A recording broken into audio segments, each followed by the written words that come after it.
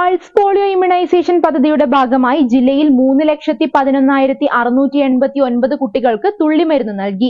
70.01% നേട്ടമാണ് ജില്ല ഇത്തവണ കൈവരിച്ചത്.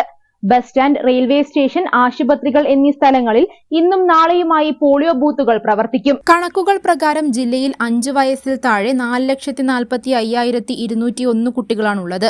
1,465 പേർ അതിഥി തൊഴിലാളികളുടെ കുട്ടികളാണ്.